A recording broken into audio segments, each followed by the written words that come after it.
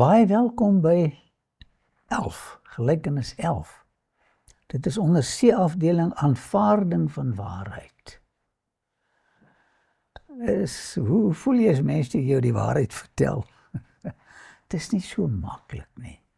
Maar eers luister ons na die pragtige musiek wat Janine vir ons opgesit het, en dan begin ek met die lesing. Geniet dit terwyl jy lees en na die musiek luister.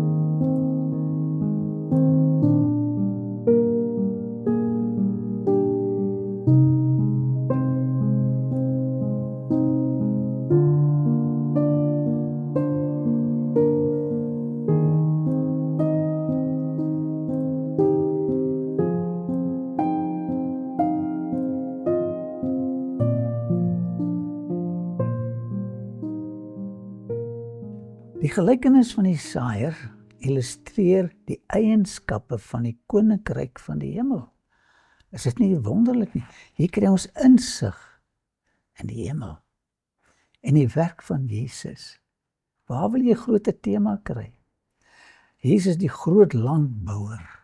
Hy plant iets moois in 'n mens se lewe. Soos die landbouer in die gelykenis, het Jesus ook gekom om die graan van waarheid te saai in ons harte. O, dis pragtig. Die kosbare waarhede van sy genade is oral met sy vrygewige oop hand gestrooi. Moenie dit verwaarloos nie. As gevolg van die eenvoud van die gelykenis. Kyk, is nie ingewikkeld iets nie. Saai. Is die waarheid van die gelykenis van die saaiër ietwat onderskat. En ons mag nooit die woord van die Here onderskat nie. Jesus wil ons gedagtes van die natuurlike saad, en dis hoe hy altyd werk, wat in die grond gesaai is, na die evangelie saad lei. Hy's 'n meester, die daskalos, leermeester. Wanneer dit gebeur, lei ons dit terug na ons lojaliteit aan God. Weet jy, my vriend, hy wil hê ek en jy moet lojaal wees teenoor hom. Daar is so min mense wat hom weerkaats.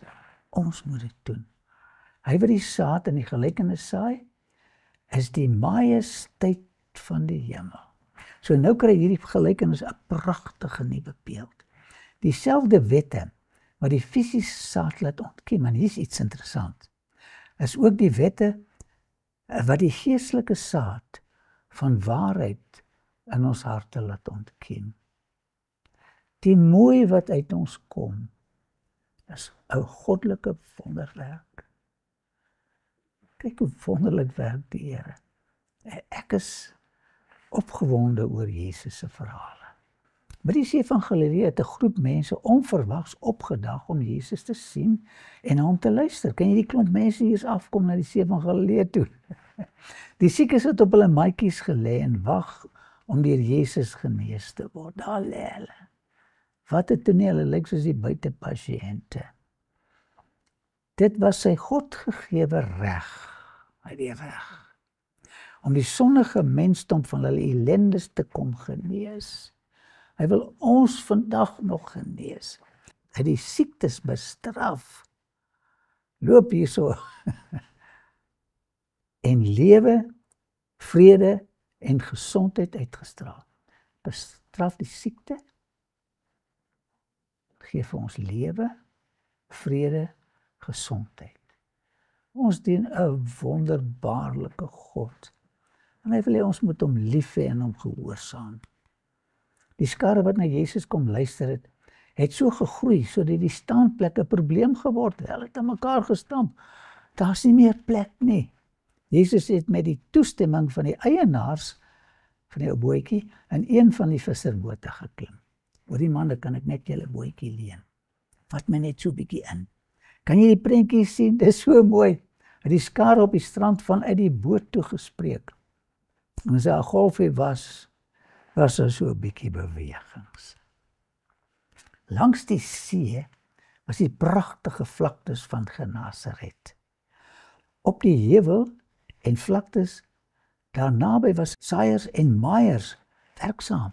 Kan julle sien, hoe werk hulle daarbo? Die een het die saad gesaai en die ander een het die graan geoes.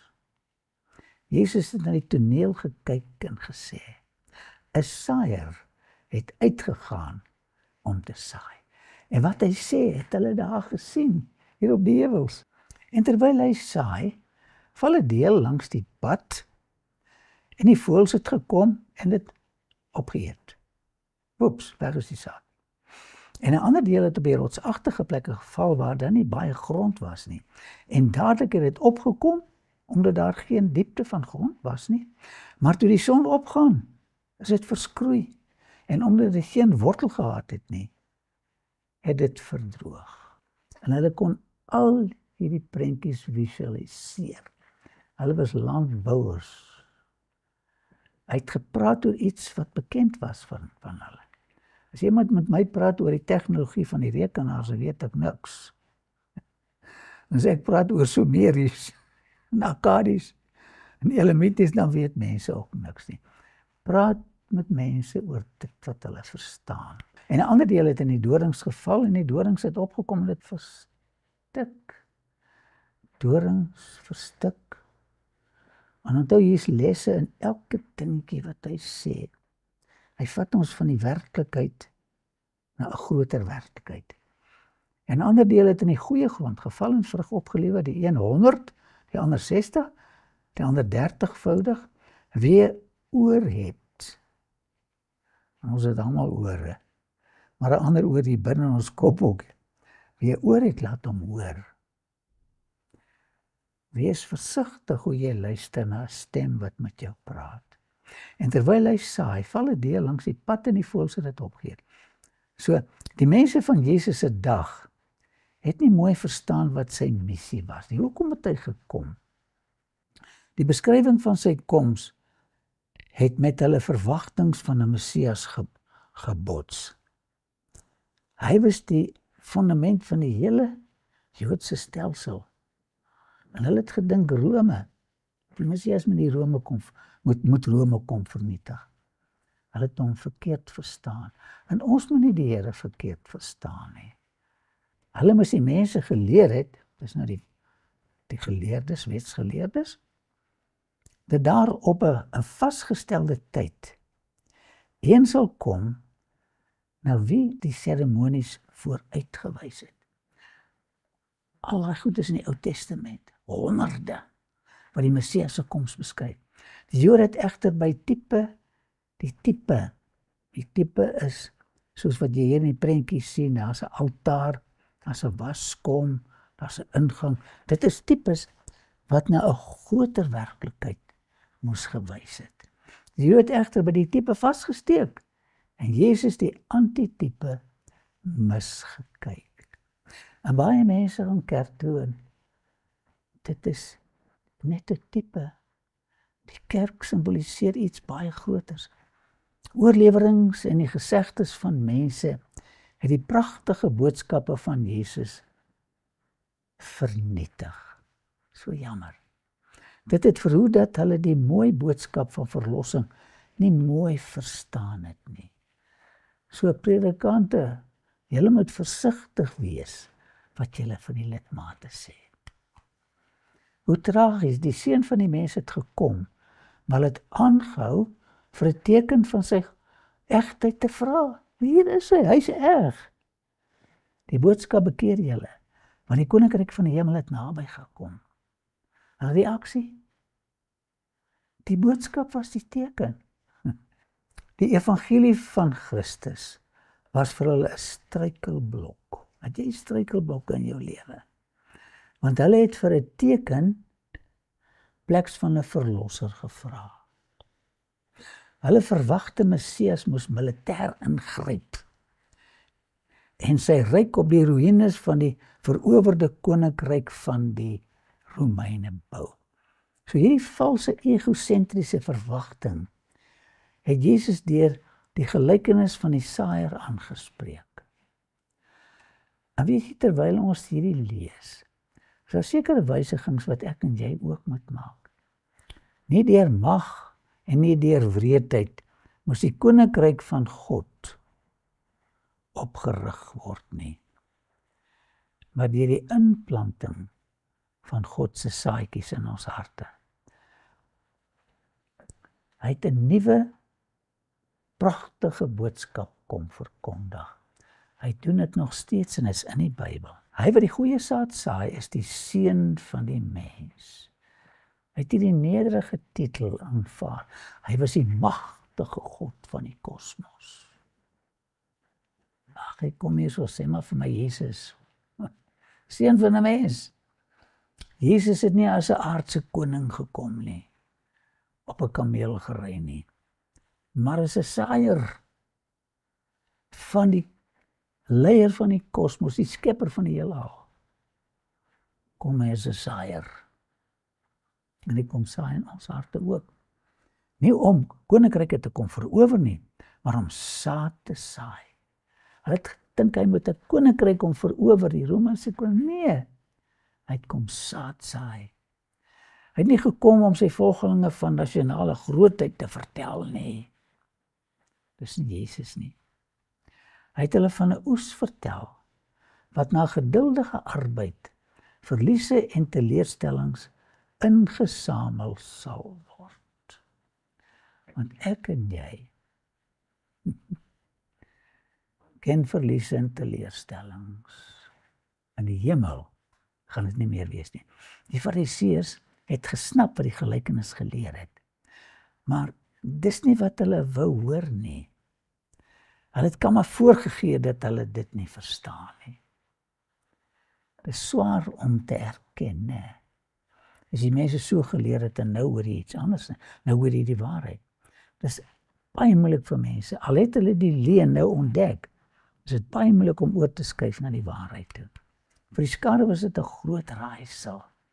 Die nuwe rabbi wat hulle harte verwarm, maar ook hulle ambisies verwoes. Hy preek so mooi, sê die rabbies. Maar hy verwoes my ambisies. Selfs die disippels het nie die gelykenis mooi verstaan nie, maar hulle nuuskierigheid was geprikkel. Wat praat Jesus, ons leermeester daar? Hulle het Jesus privaat genader en gevra dat hy vir hulle dit moet verduidelik. Dis presies wat Jesus in hulle wou wakker maak, sodat hy hulle verder kon verduidelik. Hierdie is pragtige boodskappe.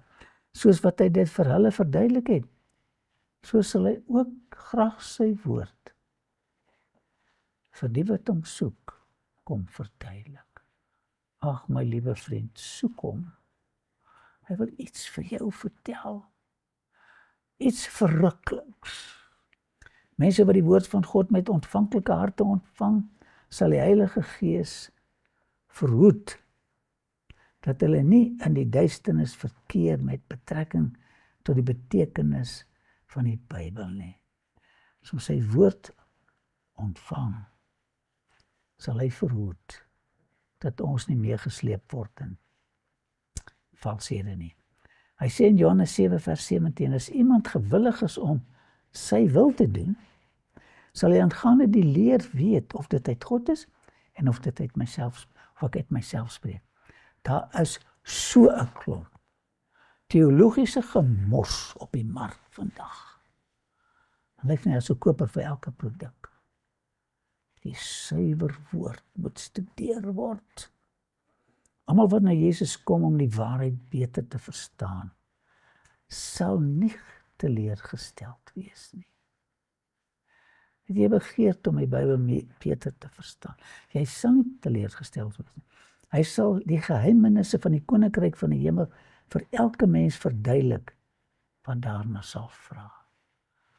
Wat 'n belofte. 'n Saaier het uitgegaan om te saai. Dit is so mooi. 'n Saaier het uitgegaan om te saai. 'n Saaier het uitgekom en hy wil sy woord in ons harte saai. Wat gaan ons maak? In die ooste was die politieke landskap baie onstabiel. Daar staan my kind en 'n kollega van haar bo op die muur van Nineve. Daar was altyd moeilikheid. Moenie dink is net nou nie. Mense het snags in hulle ommuurde stede gaan slaap, soos ons nou hier sien. En bedags het hulle buite die mure gaan werk. So het Jesus die hemelse saaier ook gedoen. As in die pragtige beskerming van die hemelse stad het hy kom saai. Hy het sy hemelse tuiste van veiligheid en vrede verlaat. En ek dink dit was baie hartseer toe die engele hom ons gegroet het. En die glorie wat hy met die Vader gehad het, voor die wêreld was. Ons gaan nou baie ver terug. Hy het daai glorie verlaat. Hy het sy status op die troon van die heelal verlaat. En ons gevaarlike planeet kom besoek. Met 'n sak vol saad. Wat 'n kontras van daar tot hier voor ons, waar hy sy saad wil saai. Hy het verskriklik gelei en hy was versoek. Hy was eensaam en het sy boodskappe met trane gesaai. Hy het gehuil terwyl hy gepreek het. Hy het ook die saad wat hy gesaai het met sy eie bloed kom nat maak. Dis hoe sy diensknegte ook moet saai. Toe Abraham geroep is om 'n saaier van waarheid te kom word, het iets besonders gebeur. Hy het hier by 'n stem gehoor wat sê, Handelinge 7 vers 3, trek uit jou land en uit jou familie en kom na die land wat ek jou sal wys. Hierdie was die pragtigste stad van die antieke wêreld. En wat was Abraham se reaksie? Deur geloof het Abraham, toe hy geroep is, gehoorsaam weggetrek na die plek wat hy as erfenis sou ontvang. En hy het weggetrek sonder om te weet waar hy sou kom. Ek was by 'n plek in die naam van Anshan in Iran. En ek het daai geskiedenis studeer van die Elamiete. En weet julle wat het ek ontdek? As Abraham nie destyds getrek het nie, sou die Elamiete hulle verslaan het. So is goed om gehoorsaam te wees. Toe Paulus besig was om in die tempel te bid, het God met hom gepraat. En hy het vir my gesê, gaan heen, want ek sal jou ver weg stuur na die gewone heidene. So, Handelinge 22:21. Die saad word in trane, in eensaamheid en opoffering gesaai. Maar wat 'n groot eer om nogtans vir hom te werk wat vir ons gesterf het. Onthou net is die swaar kry om vir die Here te getuig. Hy het nog swaarder gehad. So Paulus, heiden toe hom. Hy het die heidene gehaat in die verlede en nou moet hy vir hulle gaan preek. Vandat Jesus kom saad saai het Satan ook met die saai van leuns begin. Dis deur 'n leuen. Kan jy onthou dat hy beheer oor die eerste 2 mense gekry het? Hy is nog steeds besig om God se koninkryk omver te werp en mense te beheer. As die saaier van die hemel, het Jesus gekom om die saad van waarheid te saai. Ons moet kyk wat is die egte en die valse. Hy wat in die vergaderings van God gesit en in sy heiligdom verkeer het, kon die onbesmette waarheid bring. Sy waarheid is onbesmet. Deur hom ontvang ons die onverganklike saad.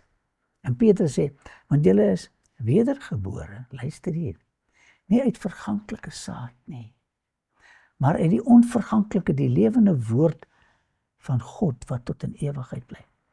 As jy die Bybel lees met 'n biddende passie, word saad in jou hart geplant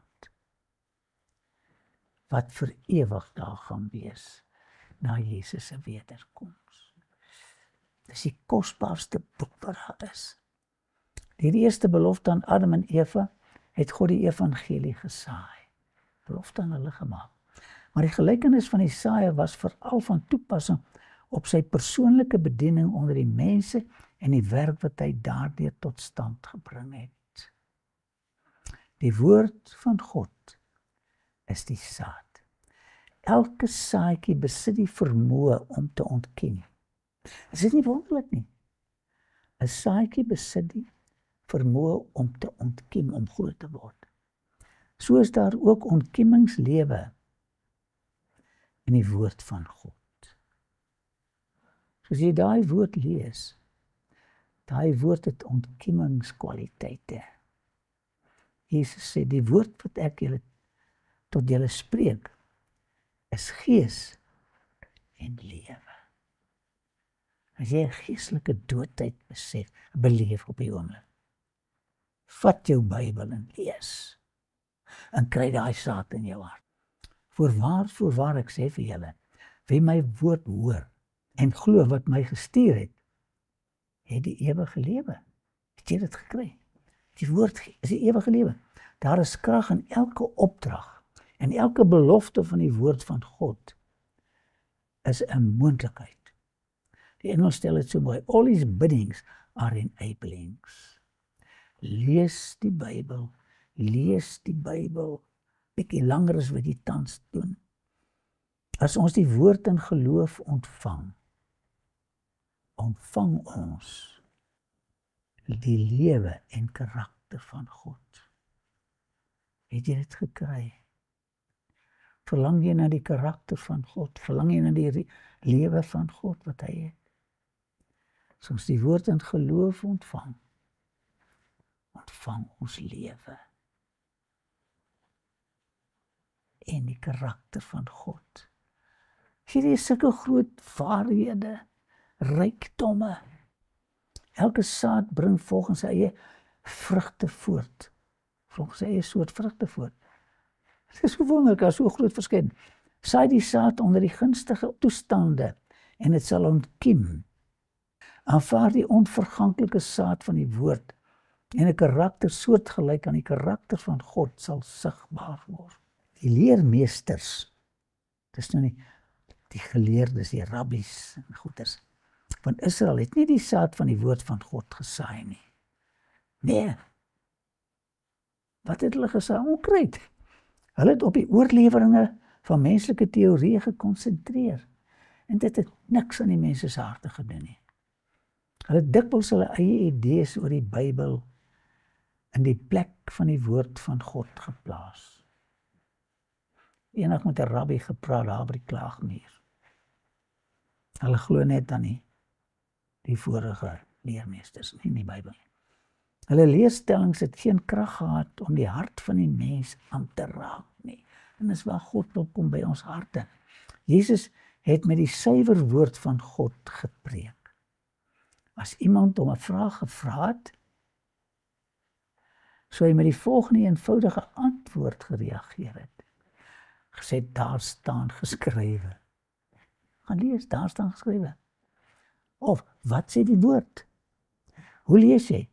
By elke geleentheid waar daar 'n belangstelling getoon is, of deur 'n vriend of deur 'n vyand, het hy 'n saadjie gesaai. Daar staan Wat sê die woord? Hy wat die weg, die waarheid en die lewe is, verwys na die skrif en sê, en dit is die wat van my getuig. Wil jy meer oor Jesus weet, lees die Bybel. Hy getuig van homself. En hy het begin van Moses en al die profete af, en vir hulle uitgelei, al die skrifte, die dinge wat op hom betrekking het. Die Ou Testament het net een tema, en dis Jesus. Hy het geleer dat die woord van God deur almal verstaan moet word. Die duiwel probeer alles om die woord van God te vernietig en te vertraai. Hy het die skrif as die onbetwisbare gesag beskou. Daar is nie nog so 'n boek nie. En ons moet dieselfde doen. Ons spandeer te veel tyd om na ander gemors te kyk. Dis na die Bybel. Dis die enigste betroubare bron. Die Bybel moet as die woord van God, die ewige God, voorgestel word. En baie van die preke wat van die kansel kom, ervaar mense nie die goddelike manifestasie wat die gewete wakker maak en nuwe lewe in hul hart aan die brand steek nie. Die woorders kan nie sê, was ons harte nie brandend in ons toe hy met ons op die pad gepraat en vir ons die skrifte uitgelê het nie. Dan moet 'n brandende iets in jou hart gebeur. As jy na 'n preek luister. Jesus se gunsteling tema, en hierdie is vir my so mooi, was die vaderlike teerheid en onmeetbare genade. Hy het ook baie na die heiligheid van die wet verwys. Jesus se tema, my wonderlike, liefdevolle, genadige, vergewende Vader. Kom ons vertel die mense van Christus se lewe van selfverloning. Ons selfbevrediging. Vertel hulle van sy vernedering en dood. Maak die pragt van die woord verstaanbaar. Vertel van Jesus se selfverloning en kruisdood. Vertel van sy opstanding en sy voorspraak vir hulle in die hemelse howe. Van sy belofte, ek kom weer en sal julle na my toe neem. Besef jy wat 'n groot uitnodiging hierdie is? Laat nuwe waarhede uit God se skathuis jou lewe verlig. Verkondig die woord, saai die by alle waters, hou aan tydig en ontydig. Volgende keer, ons sal voortgaan om na hierdie lewe of doodboodskap van Jesus te luister. Liefdevolle Vader, wat 'n skat het ons in u woord. Mag ons toelaat dat u saadjies in ons harte sal kom saai. In Jesus naam. Amen.